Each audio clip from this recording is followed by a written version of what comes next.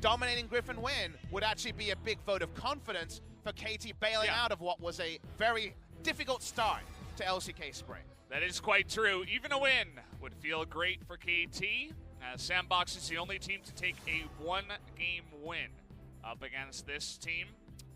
If it were me, I'd be banning out Chovy, but that's just me. I feel like Tarzan can play pretty much anything, and Viper is the same. Lehens has proven that as well. And as you said, you don't really want to ban out Sword here, but they do go ahead and ban out tier list to start off Thresh, known as pretty much the strongest support right now. Remember, there's another way you can do it. You can come in with a strat you're really confident on and ban the champions that work against the strat, because usually you want to ban against the enemy team, but if you can't, then maybe you should ban towards your strategy. We can't know that till later. Now KT have to ban Ezreal on blue side. I guess they don't want to first pick it, and Zenit, to his credit, has largely been finding wins on non-AD carries. So banning away the Ezreal makes some sense. Lehens and the Frostmancy that Griffin have done, or the double relic shield, has propelled himself to some pretty high gold Galio support builds, so they're going to take a Galio ban as well. A lot left open that could be considered the Yasuo first picked in this series 1 week ago. Let's wait and see what Griffin want to consider with their final ban.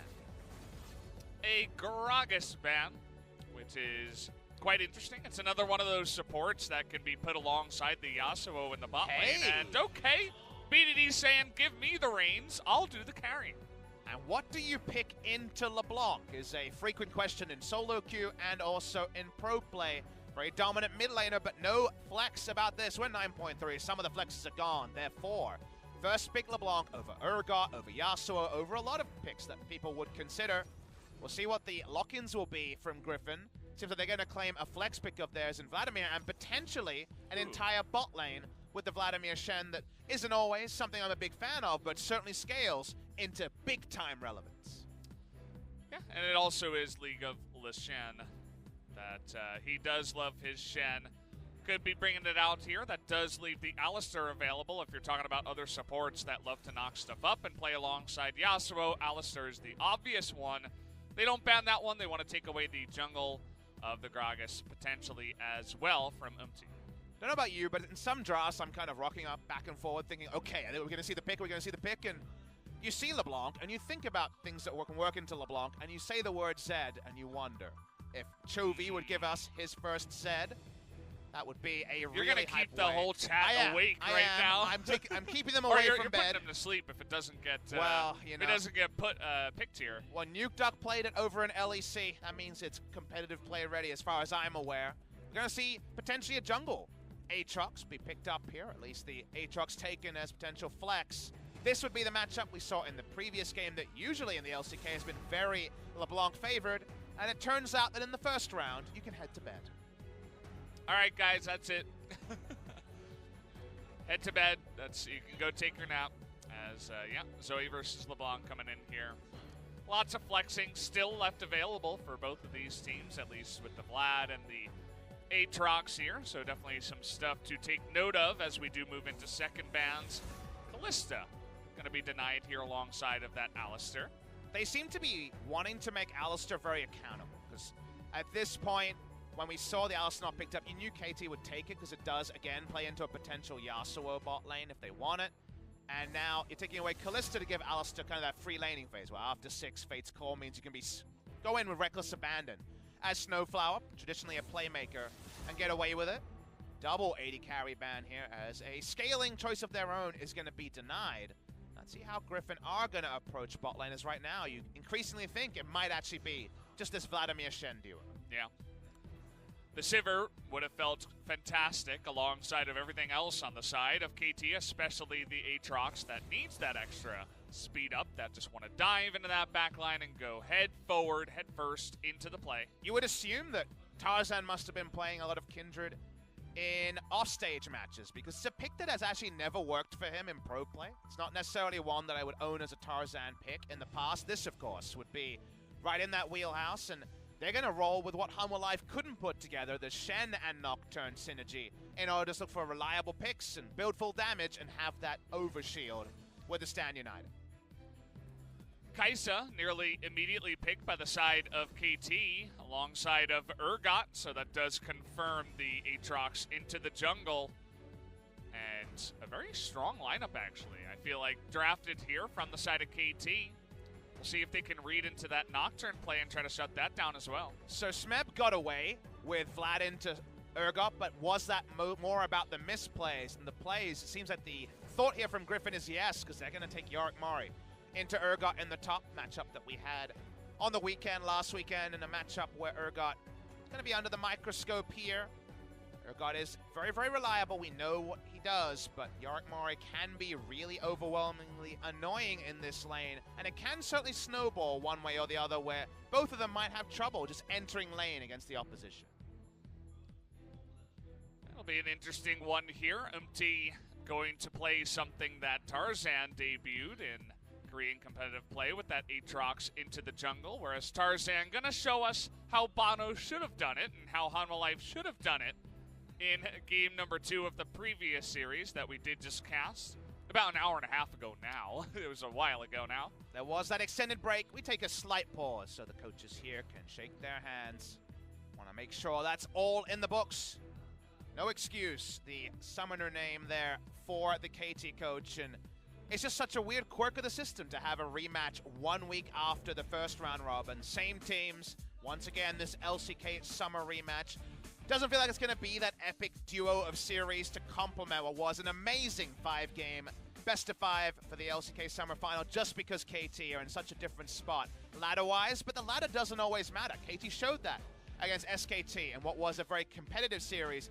In this game 1, you already talked about the tier list champions. There are definitely some picks that could hold value, and if you get Yorick far enough behind, there's a possibility that you get blown up by both opposition, Urgot and LeBlanc, and snowballed through. But because it's Griffin, because the nameplates are on, it's very hard to tip that to happen. It is as well, and Chovy once again will have his hand on the Zoe for game number 1 of match 46, our first matchup of round number 2, KT versus Griffin.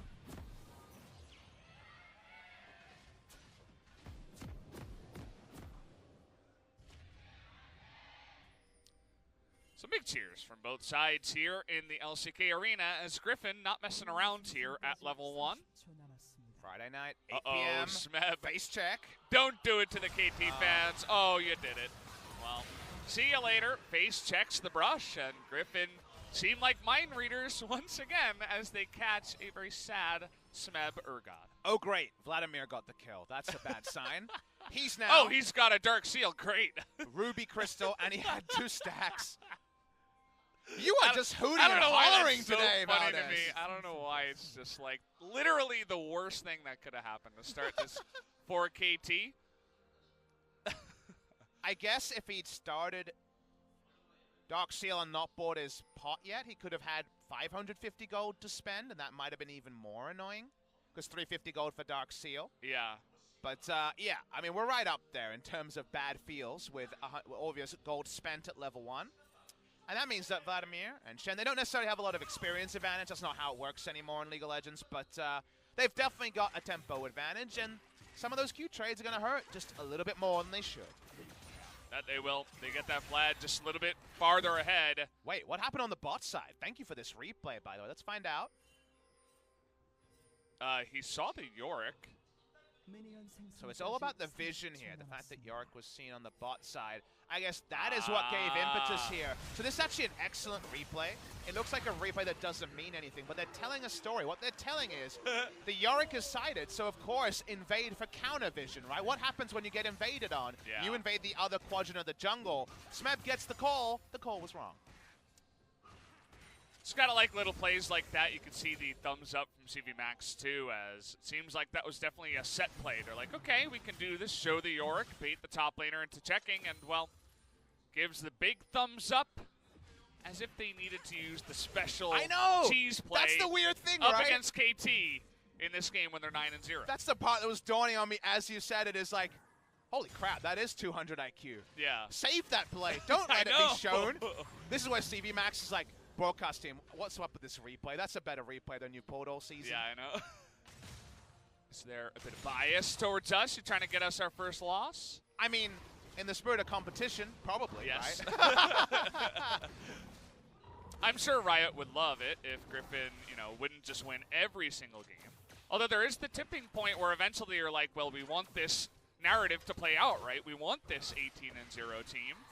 I think it was a really good discussion of this. If you saw, I don't know if you saw this one, Valda, some of our fans would have seen the interview with Dracos talking about, you know, G2 and their dominance and potentially playing Shaco mid and how they should interpret a team that just looks wantonly dominant in the league. And, you know, we have that. We have Griffin in our league who's very similar in just what they've been able to pull off. And there's always a lot of different ways to look at it, because I know I would love more candidates for a, on paper, amazing 3-game series for Griffin versus a team. Like, that's the ideal. Yeah. But there's also, when a team is playing at this level and there's replays like that that show kind of the next level things they're doing, as Chovy does take quite a lot of damage from BDD in a tricky matchup, you can also just sit back and learn something about the game and appreciate the nuances of what allows Griffin to stay ahead. Because it's not just, wow, these guys click their buttons well. They also out-macro you in little ways like that. They can get you similar leads. Sometimes all it takes is one kill to really sway a lane in one direction. I mean, thankfully, at least for KT, it's not like the kill we had in the first series of Dalman versus Hama Life, where it's LeBlanc and Lee Sin. They just shut down the Syndra, and she's essentially useless for the majority of the game afterwards. But sometimes it's all it takes. One mistake, as we haven't engaged down on the bottom side. Lehens, he's ignited. He's going to taunt away, though. One last stun.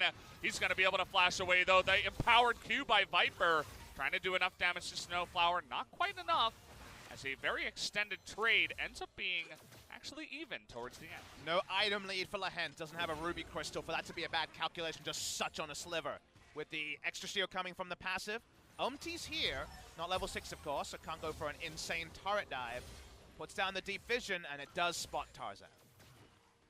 Spots him here, in position, just running straight at Umti, actually. Is going to take a hefty amount of damage on his way out and won't be taking any fights there. But you can see also just the sustain of the Vlad is going to be feeling a bit better, as he does have the pot. And no pots left on the side of Snowflower and Zenith, so they're going to have to go for that first back.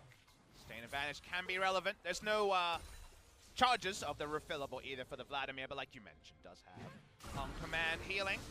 Exhaust, Thrift Shop to put down just to allow Chovy to stay in lane. No backs yet for either mid laner, but you're seeing what we didn't see as cleanly in game number 2 of the last series. There is a meaningful CS lead for the LeBlanc. Does help that because there's a Nocturne side of Griffin, there is a lead also in terms of jungle presence in the early game that forces Chovy to play on the back foot. Snowflower took a whole lot of damage freezing this wave. He's low. Went down to 95, it looked like there. But he did have vision of the Shen and moved far enough up to see also Viper. So wasn't too worried about that, but is going to have to go for a back. We got this Infernal first, too, which could make some action happen early on in this game. Should be something that KT are thinking about, finding a way to start. They should be communicating back times and trying to play around that objective, because it's one that they have the invitation to, given that Tarzan is on this Nocturne. The solo lanes are in a really good spot for KT as well. Should be first rotation from mid lane from BDD. So for now, at least, it's another one of those early games, another one of those game ones where KT are in no bad position 6 minutes in. So he picks up another exhaust here. Always pretty nice. The second the LeBlanc hops forward, you can lay that down, try to land a Sleep Trouble Bubble, something like that, if the LeBlanc is not in his timing. Very interesting first buy from Zenith. Look at this. He bought boots and also started to work towards a Bilgewater onto way to a Blade the Ruined King. The boots purchase, the surprising one to me. Not always something you're going to get this early into the laning phase. Might have just been a quirk of a, I guess, 1,200 gold value back, but either the back timing or the item purchase here, I do find surprising. Can chase for some of those extra autos onto the Vladimir potentially. Yeah. Chovy taking a lot of damage, but Tarzan is nearby. You have to wonder whether that was a bait or just a nice little trade there from BDD, as he ends up picking up Redemption. Level 6 on both junglers. Nice. They know they're here. Yeah, Tarzan gonna spot him out, puts down a ward. But you can see lots of pressure already by the side of KT around that Infernal Drake. And even around this blue. It's around the side of the map where they should be stronger at this point in the game, so you understand the invades. Lehen's not level 6 yet to instantly respond.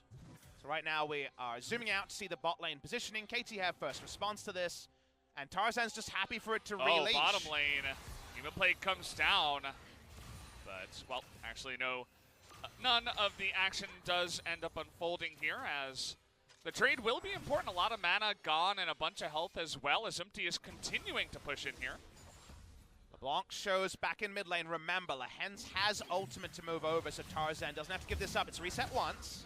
Okay, in comes the fear, but Tarzan takes a hefty amount of damage. Even a swing by the blue buff, that gets him insanely low. We'll have to rethink how long he stays around here, but you can see he's even considering going down to the bottom side as low members of KT remain there. Do notice he has no other camps to go to, only now the wolves respawn, so this is the best use of his time. Waiting to combo with Griffin. Lehens walks up, gonna claim this blue. You'd have to assume Umti gets it finally. Plant used here. Red buff gone on Tarzan immediately, and it seems like just the win will go the way of KT as he is able to snatch away the blue buff from the side of Griffin. And already, even though this is a micro victory, you say, okay, you got pressure in the mid lane, pressure in the bot lane, and you stole an objective. Is it the Infernal you wanted to sneak? No. But it's something. And micro wins against a team that has only lost a single best of one. Speaking of that team. Okay, going in with the Paranoia here. Has that Submarine Send coming in.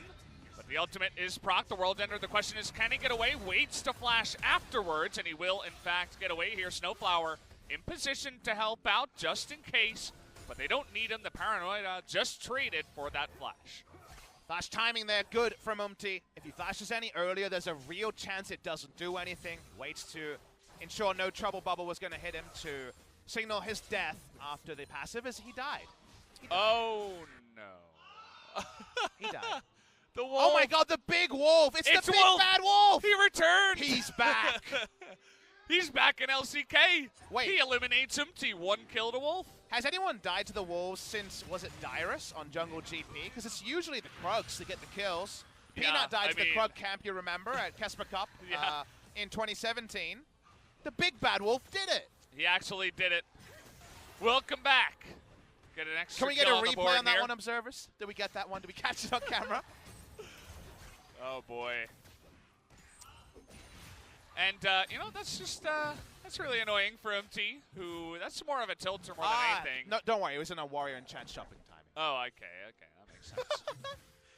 Oh, we do get. Wait, I thought we were going to get the replay. I of think him we dying. might. I really hope we do. I know this is what was supposed to be the action. We can compliment Umti here. His flash timing is good. Flash actually doesn't do anything until he uses it, so well done there. Are we going to track him? Here he goes. So he enters at 101. 8 health, 108 health for this play. Tries Gotta to love leash. the replay He misses here. his W, just to note. Let's watch this fight. This is actually the battle. Wait, he had 100. How does he health. lose this? How does he die? Wolf is doing like 40 damage each. Oh. Wolf threads this one in. Umti now realizes he's in a bit of trouble. In midair, comes in. There it is! He finds the weak spot of Umti and takes Wolf him down. wins! And you know what? Tarzan gets the Infernal Drake, which, you know, a jungler dies and loses a bunch of time on the map. Who knows? Maybe he would have been there on time to stop the Infernal. Is it possible that there's a weak spot, like a sweet spot for the Wolf like there is for Aatrox when he's battling Aatrox? I mean, it's possible, right? I mean, he kind of just bit him in the face, right? Well, Wolf showing his weak spot on cameras. Thank you, observers. we thought the big bad wolf was sent to Turkey. No, no, no. He's back in the LCK. Yeah. We also lost a wolf. Wolf Schroeder over in the Overwatch League. Hello to you. Sent us, you know, nice little message after that one as well. What do you think the message means, Valdez? The message? Yeah, what does it mean? It's a coded message. He's a Griffin fan. He is. Well, can't blame him. As, BDD could be in trouble here. As Umti, he's mad. He's got a level on Tarzan too. He wants that damage. Griffin have a kill. Kill was the Vladimir at level 1. Of course, executes don't count. The wolf here, 1-0 and 0. Might have to name it. I know LS has names for the A and B side. Yeah, Agatha and Bertha. Yes, exactly. For the Grumps. I've got them, you know, memorized just in case he's coaching. Can he be Aaron the wolf? Aaron can be an A Yeah, side I like wolf. Aaron. All right. Well, Aaron, very bloodthirsty in this game. Chovy walking up. We saw he got a very nice trade onto BD. His bot lane. Viper, he's angry, getting on in there. Huge shield comes in for Zenit, including the magic shield. Looks like he picked that up, and he will survive. So he was looking for summoners there. You noticed that he was able, with his early lead, to get a lot of items for 13 minutes in. Gold lead and Infernal. He was looking for a flash. Doesn't find one. As here's ulti. Yeah, face checking that one, but the W will sail wide as the pool will be able to dodge it. Amazing how much of the action was in a replay. But we're back on the Rift. Do you know if there's a different chime when you have this Yorick Mori skin and you pop your ult? Because the cool thing about Yorick is, I found out playing Yorick, is that there's this really cool tune. I don't know if I've ever played when you pop out the Maiden. When you pop out the Maiden, there's this kind of like beautiful chime that plays. I wonder if there's a hard rocking chime with the pentakill Yorick. There should be. Free ideas. You would assume so, right? I'm always a fan of you know, new stuff in skins like music and interesting little tidbits for sure. So, would like that as well. See Proto Belt finish here for Viper. He just gets to be annoying. Up against Zenit, who does have a decent amount of sustain himself with the Blade of the Rune King finished here. Vlad's level 9, close to 45% CDR. I think he's around 41% or 39%, because you're taking these scaling 1 to 10% in the top tree of the stats, and you also have Transcendence, which will be live soon. Actually, no, I'll tell you a lie. I'll have Transcendence very soon, but it's level 9, not level 10. So we'll be very close to 45% CDR when he gets that level up. Regardless, going to be obviously super annoying with the Stain. Huge information lead here for Tarzan. He's got a ward, and Umti doesn't know. Well, that was a visual bug, not just pretending to face check, as the fight will begin in the bottom side, actually. Paranoia, though, going into that back line. Kai'Sa in a lot of trouble, is going to try to ult away. They both flash over the double swipe right in the face of Alistar and the Kai'Sa. But can Smeb turn it around here? The fear beyond death, but he's all alone. As what is going on here? Griffin trying to take as many members of KT away as it's just the remnants of a dead fight on the side of KT. Looks like 4 kills, maybe 3 of them do go the way of Griffin in that fight. The vision lead there was the big reason they got that lead, similarly to how they got a lead at level 1. And you know somewhere Vedius' mouth is still agape. The Nocturne passive got a double kill instantly. It's the dream, right? You got them both in front of you. They both have so little health. What are the chances your passive is back up as well? I know. We're going to watch the replay here. The timing. You know, some people, they have different things that get them going. This for sure is Vedius' dream. We're watching the replay. Remember, the summoners are still up. They were trying to be blown earlier, and here it is. Oh, man. Plus 600 Thank you for that sound effect as well, Papa. We were all thinking it. Not often that an Urgot actually gets to kill a Vladimir, given that Vladimir's pull gets him away from the fear beyond death. He's chased down, though, the death not in vain. Tarzan, 3 kills picked up on that little turnaround. He's feeling pretty good about himself right now. Picks up a BF sword already, as that GA is going to be really quickly down the pipeline here for this Nocturne.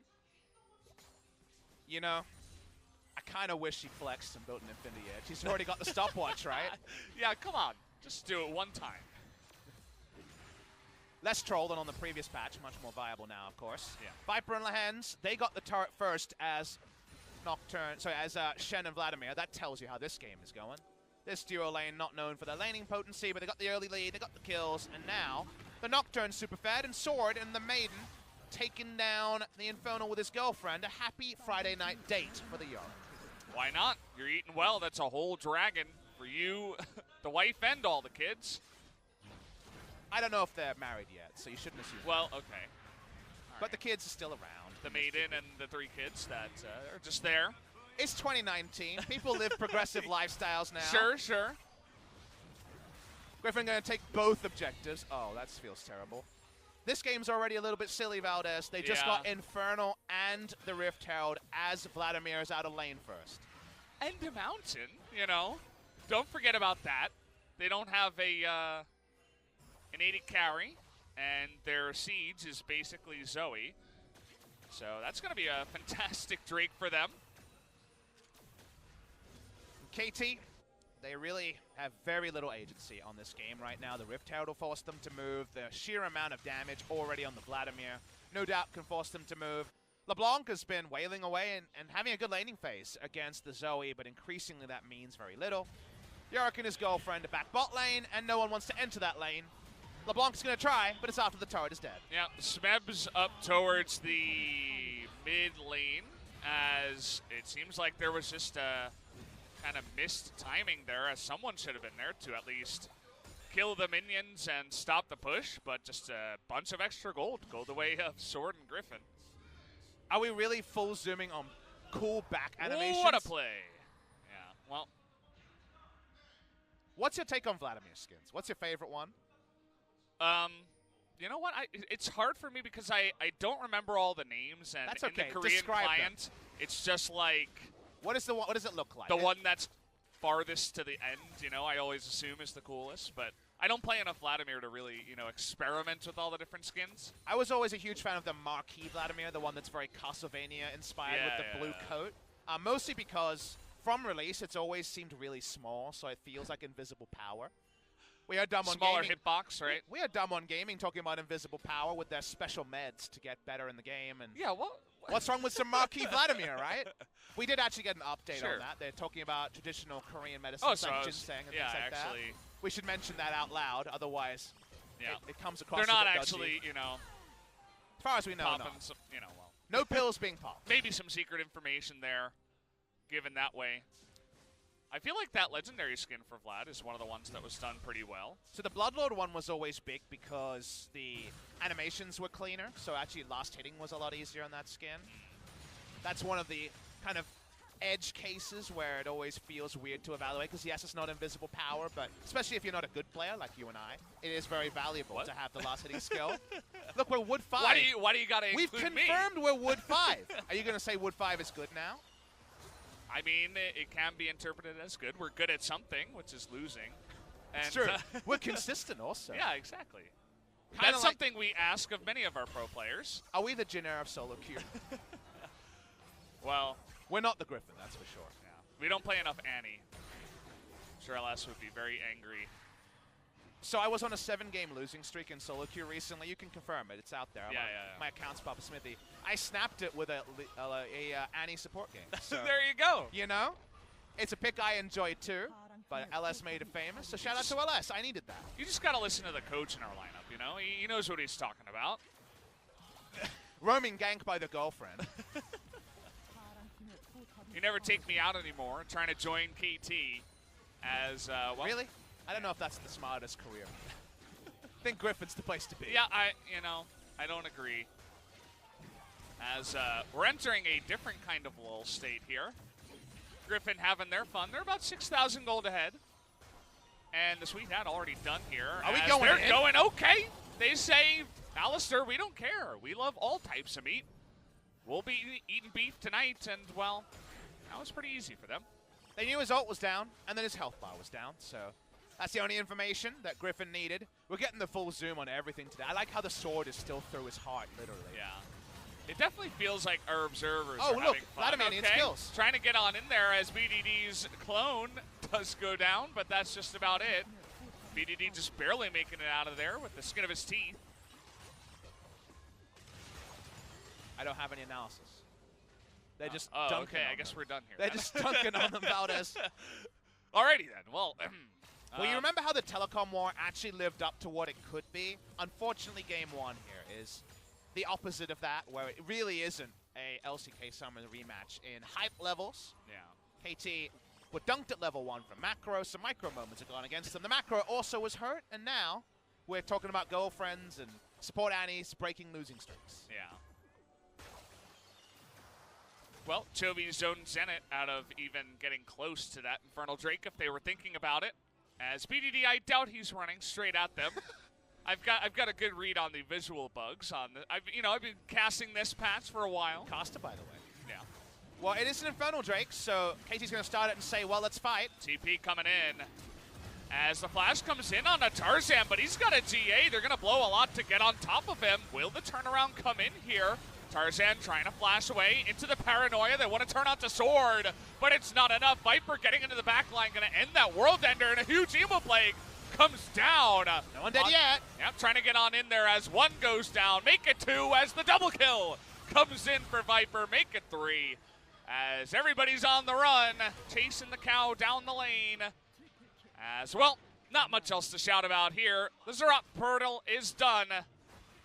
And, yeah, nice little fight there. 5 members go down, and it's a total slaughter, guys. We call it chasing the loss. When you are behind and you say, well, why don't we try and get an Infernal? Wouldn't that be nice? They don't get an Infernal. They get 5 trips to the graveyard. Yorick Mori approves. They're going to take down this inhibitor turret, the inhibitor. They can't end the game, but this game is over. Yeah. Well, I said that maybe one of these days, one of these teams is going to step up and actually challenge Griffin, but I said maybe it was today. Well, game number 1 does not tell that story, as it's 11-1. Nice zoom in there as well. Let's take a look at the replay. They come in about, what, 7,000 gold behind to start this. To their credit, they blow up through a shield from the Shen in that one, but unfortunately, Tarzan gets to swag walk away. The Urgot ult misses the insult upon injury, because actually if the Urgot ult hits there, Smeb might actually be able to go 3 or 4 man Fear Beyond Death. That one, just like Khan the other day, is going to go very wide. And then Viper says, ooh, another pentakill, potentially. Can't quite get it, but that was really the only thing on the mind after the early play. And so Griffin find themselves with double Infernal. A Vlad that is insanely out of control with Zen picked up here for the Kai'Sa. Zenit might be going for a Rage Blade third. He won't finish it because the game will be over, but he has the Wit's End Blade the Ruin King for a lot of on-hit synergy with this build, and the Shred also would play into that with the Shred on Wit's End and the Shred on the Rage Blade. Does mean he's a single target build, and big unfortunate thing for most AD carries against Vladimir's. I guess Kai'Sa kind of has it a little better than, say, Callista, but you kind of have to R just to get away from the Hemo Plague after he just rushes at you. And after that, you know, there's not a lot of safe places against a Griffin squad that right now have died once. Shame on you, Viper. You are the only death on your team for this game, but otherwise we'll be unleashing a whole lot of hell. What are you looking at there? I'm trying to see when the next time is that your star Griffin sign? Is that your star sign there? Play is. It's next week. Well, I'm trying to see it, but I don't actually see them in any of these games for next week, so that's a little bit confusing. I guess it's possible because in the second round we moved to 4 days a week, so on the schedule it looks like the next game is actually SKT on the 3rd of March, or the 8th of March, rather. As we actually have some action. We should stop looking at the sheets here as Hemo Plague nearly kills BDD on the backside, and here's Sword. He wants some kills too. He wants the action. 2 kills come in. BDD basically dead. Viper gonna pick up a 3rd one here on the top side. Smeb, he is Urgot, but he is Urgon right about now, as looks like they may just push for the victory. You know, it will be a welcome one. The storyline for this season from week 1 was New Blood Rising. Griffin are the team. 2nd split in, sophomore split, but no sophomore slump. They're 10-0 at the end of today if they win this series, and they're definitely going to win game number 1. Oh, they're going in for the kill. He actually gets it. Viper is going to Zhonya's and not die when the Nexus goes down. GG. Just got to pad their KDA stats a little.